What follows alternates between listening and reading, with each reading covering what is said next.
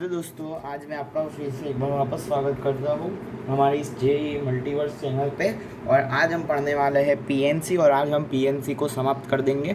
ये पीएनसी पे आखिरी लेक्चर है, तो थोड़ा 10 मिनट या उतने का होगा, तो इसको आखिर तक देखिए तो आपका पीएनसी एकदम मतलब अच्छे से कंप्लीट हो जाएगा आज। तो हम अगर देखें यहाँ पे, हमें आपके स्क्रीन के सामने दिख रहा होगा permutation when all objects are not distinct. Permutation when all objects are not distinct, ये आपको आज हम ये लास्ट टॉपिक है बेसिकली इस चैप्टर का कह सकते हो। तो फिर आइए हम पहला पॉइंट देखते हैं।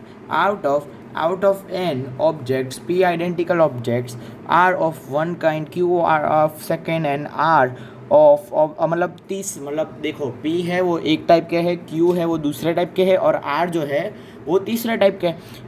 Then the n are arrange in, मतलब एन अगर तुम्हें अरेंज करना है तो मतलब कितने n objects will be arranged in, वो हमें पूछा है। तो basically total number of objects कितने हैं, p plus q plus r, ठीक है। उसमें से हमको केवल कितने अरेंज करने हैं, हमको देखो दोस्तों, इसका सिंपल सा फॉर्मूला आपको नीचे दिख रहा होगा, वो हो जाएगा हमारा एन, मतलब ये एन क्या लिखा हमने, p plus q plus r factorial divided by p factorial plus q factorial plus r factorial, ठीक है दोस्तों। ओके दोस्तों, तो ये आप मतलब बेसिकली याद रख लीजिए। वैसे मैं पीछे आपको वो भी दिखाऊंगा कि कैसे हम इसके क्वेश्चंस को सॉल्व करते हैं, तो मतलब उसमें भी आप समझ लेना। बेसिकली ये फॉर्मूला याद रखने की तो आपको ज़रूरत नहीं है, पर समझने की ज़रूरत है। तो आइए अभी हम पढ़ते हैं अगले पॉइंट की तरफ।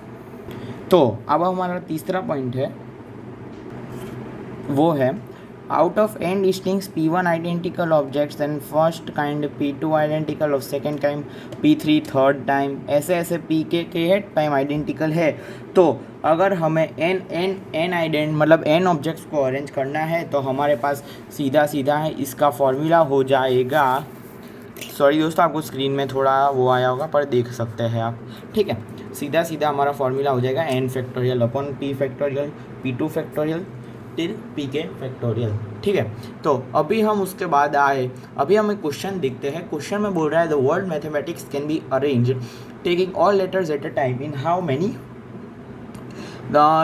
Many ways the word can be arrange. देखो टोटल दोस्तों मैथमेटिक्स में कितने शब्द हैं, 1 2 3 4 5 6 7 8 9 10 11, ठीक है। टोटल 11 वर्ड है, मतलब पहले 11 फैक्टोरियल में तो अरेंज हो ही जाएगा, उसको डिवाइड करेंगे। इसमें कुछ लेटर्स जो है वो रिपीट भी हो रहे हैं, जैसे कि तुम ए देख सकते हो, ए 2 बार रिपीट हो रहा है तो उसका 2 फैक्टोरियल, और बाद में एम भी 2 बार रिपीट हो रहा है तो उसका भी 2 फैक्टोरियल, और बाद में आप देख सकते हो टी भी 2 बार रिपीट हो रहा है तो उसका भी 2 फैक्टोरियल, और एक रिपीट नहीं हो रहा। तो basically the number of ways इसको अरेंज करने के लिए होगा 11 फैक्टोरियल बाई 2 फैक्टोरियल 2 फैक्टोरियल। ये हमारे फर्स्ट क्वेश्चन का सवाल मतलब का जवाब है। अभी हम दूसरे क्वेश्चन पे पढ़े धीरे धीरे। तो इन how many veg word can be arrange such that all vowels come together, मतलब कि इसे कितने तरीके होंगे such that all vowels come together. तो फिर टोटल वॉवेल्स कितने हैं इसमें, ए है आई है और ई है, टोटल 4 वॉवेल्स है। और टोटल हम अगर वर्ड्स को अरेंज करें तो हमारे पास क्या होगा, मतलब देखो ऐसे लिख दो, बाद में सारे वॉवेल्स में लिख देता हूँ, और TTCSH, मतलब ये सारे वर्ड्स आ गए, सारे के सारे वर्ड्स आ गए, ठीक है। तो अगर मैं इसको अरेंज करना चाहूँ, मतलब इसको मैं एक सिंगल ही मान लूँगा। दोस्तों याद करो, मैंने इसको सिंगल माना था, ऐसा ही हम कहीं पे हमने इसके आगे वाले वीडियो में भी कहीं पे ऐसा माना था। जब हम 5 लड़के और 5 लड़कियों को अरेंज कर रहे थे तब हमने उसको मगर साथ में बिठाने के लिए उसको 1 माना था, तो इसमें इसको भी साथ में बिठाने के लिए हम 1 मानेंगे। इसमें सिर्फ लेटर्स हैं ह्यूमन बींग्स की जगह पे। तो टोटल कितना होगा, 1 2 3 4 5 6 7 8 होगा। तो मैं इधर मैं मतलब बताऊँ अब, हाँ मतलब रुको, रफ पेज पे ही मैं बताता हूँ ठीक से। तो मैं यहाँ पे लिखूँगा 8 फैक्टोरियल, क्योंकि टोटल तो 8 है, डिवाइड बाय एम रिपीट हो रहा है 2 फैक्टोरियल, और बाद में कौन सा टी रिपीट हो रहा है 2 फैक्टोरियल, और कोई तो मुझे लग नहीं रहा है रिपीट हो रहा है। पर दोस्तों इसको भी हमें अरेंज करना होगा, जिसको हमने 1 माना है उसको भी हमको अरेंज करना होगा, उसके कितने 4 फैक्टोरियल, और इसको भी हमें 2 फैक्टोरियल से डिवाइड करना पड़ेगा। इसको हमें 2 फैक्टोरियल से इसीलिए डिवाइड करना पड़ेगा क्योंकि इसमें भी ए रिपीट हो रहा है, इसमें भी ए 2 है वो 2 बार रिपीट हो रहा है। तो इसको भी मुझे 2 फैक्टोरियल से डिवाइड करना पड़ेगा। तो बेसिकली हमारा इस क्वेश्चन के लिए हमारा ये आंसर हो जाएगा। अगर हमें पूछा जाए, उसके बाद वाले में हमें पूछा जाए कि if in how many ways the words given above can be arranged so that not all vowels come together। अगर ये क्वेश्चन में पूछा जाए तो हम सीधा सीधा टोटल में से जिसमें वोवेल साथ में आते हैं वो माइनस कर देंगे। टोटल में से जितने साथ में आ रहे हैं उसको हम माइनस कर देंगे, तो हमें मिल जाएंगे कि किसमें वोवेल्स जो है वो रिपीट नहीं हो रहे हैं। आइए तो अभी हम दूसरे क्वेश्चन की ओर बढ़ते हैं। तो आपकी स्क्रीन पर आपको दिख रहा होगा दूसरा क्वेश्चन हमारे पास ये है कि in how many ways the word given above can be arrange such that no two vowels कम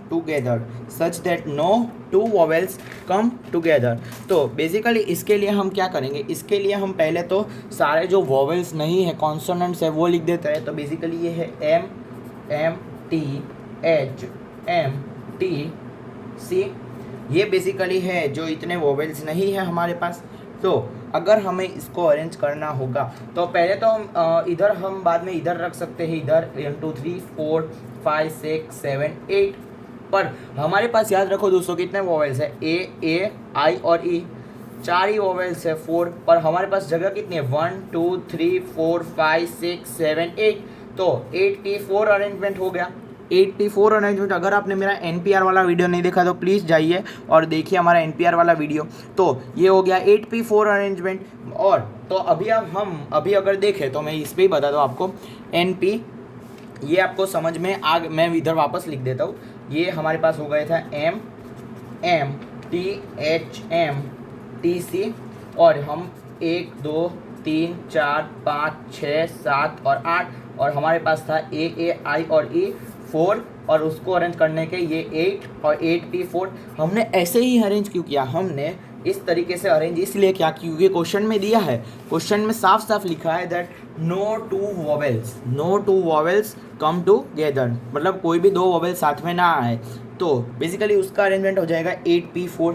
अभी हम देखें तो अभी हम इसको कितने तरीके से अरेंज कर सकते हैं, जो हमने कॉन्सोनेंट्स लिखे वो 1 2 3 4 5 6 7 फैक्टोरियल। पर याद रखो दोस्तों 2 बार M हो रहा है और 2 बार T हो रहा है, तो हम क्या लिखेंगे नीचे 2 फैक्टोरियल और मल्टीप्लाई कर देंगे सीधा 8P4 अपॉन 2 फैक्टोरियल। ये 2 फैक्टोरियल दोस्तों मुझे बोलने की ज़रूरत नहीं होगी, आप समझ ही गए हो कि ये 2 फैक्टोरियल आया है क्योंकि इसमें A भी रिपीट हो रहा है। ठीक है दोस्तों, उम्मीद करता हूँ ये समझ में आया होगा। तो अगर हम इसके नेक्स्ट वाले क्वेश्चन पे बढ़े, तो नेक्स्ट वाला क्वेश्चन बेसिकली हमको बोल रहा है in how many ways the given word can be arrange such that all the identical letters occur together, मतलब सारे आइडेंटिकल लेटर्स है वो साथ में आ जाए। तो उसका बेसिकली आंसर आपको मुझे कमेंट करके बताना पड़ेगा, उसका आंसर आप मुझे कमेंट करके बताइए, ठीक है। और मैं रीज़न इसका मतलब जो भी मैं लेक्चर चालू करूँगा तब मैं उसको आपका बताऊँगा, ठीक है। तो अगर हम देखें तो बेसिकली यहाँ पे ये समाप्त नहीं होता है, इसके लिए आपको सिर्फ प्रैक्टिस ही करनी पड़ेगी, तभी आपको ये वाला जो टॉपिक है वो समझ में आएगा, ठीक है दोस्तों। तो बस आज का वीडियो हम यहीं पे समाप्त करते हैं। आप ये 2-3 आप इलस्ट्रेशन देख लीजिए और बाद में आपके मॉड्यूल में दिए गए क्वेश्चंस ट्राई कर लीजिए, ठीक है दोस्तों। थैंक यू दोस्तों।